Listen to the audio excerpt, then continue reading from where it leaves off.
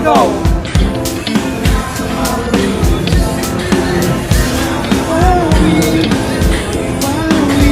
Yan, budol.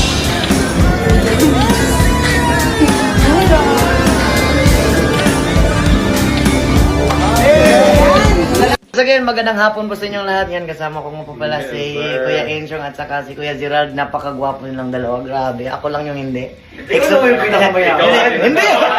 Ikaw pinakamarami. Hindi. Exotic lang yan. And maraming salamat po sa lahat. Okay, Thank you. So yun, magandang gabi mga Q. Welcome po dito sa aking YouTube channel sa Over Q TV. Grabe, tuloy-tuloy yung ano natin guys. Tuloy-tuloy yung video natin. Yan. Kasi nakaka-excite naman kasi mga Q na ipakita sa inyo yung mga ganap. Yan. So grabe yung ganap ngayong araw sa ating idol guys. Elias JTV. Yan. Nandun na na-meet niya si Alex. Yan. Si Vice Ganda.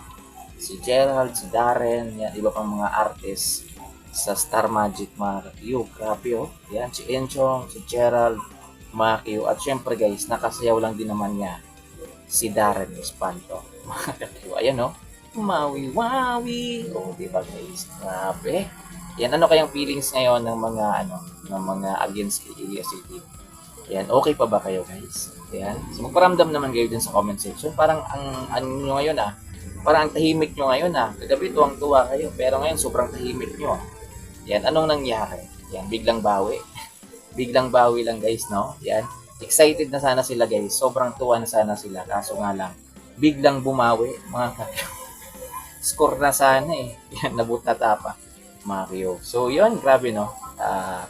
Sa kabila ng lahat guys, sa kabila ng lahat ng paninira, yan, paninisi, yan, lahat na yata, mga kakyo, ng hindi magandang gawain para sa banda mga kakyo, lalong-lalo kay Elias JTV, ay ginawa na. Pero ayan yan, alive and kicking pa rin yung idol namin, Elias JTV. Kaya sumisikad-sikad pa yan.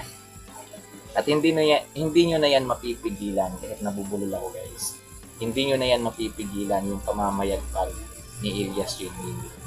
Yan, yung isipin nyo paano kapag inabsorb pa yan ng Star Magic mga ka-Q, si Elias JTV. Hindi malayong mangyari mga Q. Ayan, so kanina meron tayong nasagap na info guys about sa pag-uusap nila ni Vice Ganda. Yun yung nakaka-excite mga ka-Q. So sa ngayon hindi ko muna sabihin sa inyo mga Q para meron tayong abangan. Hindi pa naman ako sigurado Yan, hindi pa naman sigurado 100% yung source natin. Pero meron silang mabilis pero masinsinan, seryosong usapan kanina ni Vice Ganda. Alam nyo kasi guys, si Vice Ganda, idolo din niya si Elias. Kaya naalala nyo yung kinaya ni Vice Ganda, yung sayaw ni Elias mga kapyo. Yan, tapos nag-usap-usap daw sila, yan, kwentuhan konti. Yan about sa life ni Elias mga kapyo. So yun, meron lang part doon na medyo na-excite po tayo guys. Abangan natin mga kapyo. Kasi yung gusto kong mag-focus tayo ngayon sa papanoorin natin sa sa ASAP mga ka-Q, and then sa Tony Talk. Ayan, so doon muna tayo mag-focus guys. Grabe, ang sakit sa ulo guys. Sobrang daming kaganapan na mangyayari. Yan, bukod doon sa short film na abangan pa natin mga Q, yung Tony Talk. Ayan, so mamaya papakita ko rin sa inyo yung vlog niya with Alex Gonzaga. Grabe guys. So masakit na yung ulo ng mga buzzers mga Q. Paano nila to sasaluhin yung blessing na dumarating kay Elias? Ayan. So ito kaagad yung bungad sa 2026 ni Elias. Yan, grabe kagabi, tuwang-tuwa na sila sana mga Q, tuwang-tuwa na sila Yan, sa pasabog ni Miss Kate. Kaso nga lang, kinaumagahan, biglang bawi. Yan, dapat 1-0 na sana mga Q. Kaso biglang namayagpag. Yan, naging 1-10. Naging 10 sila Elias, naging 1 sila mga Q. Ayan, biglang tahimik. Yan, sige pa, hilahin niyo pa sila pababa. Hilahin pa. Yan, sabi nga ni Kong TV, yan, para silang saranggola. Yan, habang hinihila nyo sila pababa, yan, umaakyat naman sila lang umaakyat. Yan, ganun yung saranggola, guys. So, kung ako sa inyo, sabi ko nga sa inyo, yan, sa halip na gumawa kayo ng kwento, manira kayo, ayan, ba't hindi niya lang kayo sumuporta kay Elias JTV? Yan, kasi kapwa Pinoy din natin yan. Yan, sinisira ninyo okay lang sana yan mga kapyo. Yan, may good karma yan sana.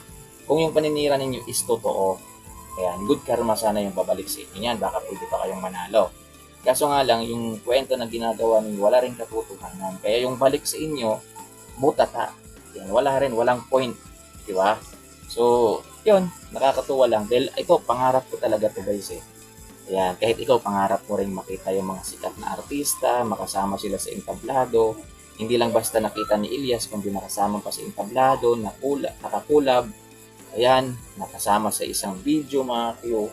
Ayan, at ang dami po, ang maganda dito guys, sobrang daming fans ni Ilyas dyan kanina mga Q.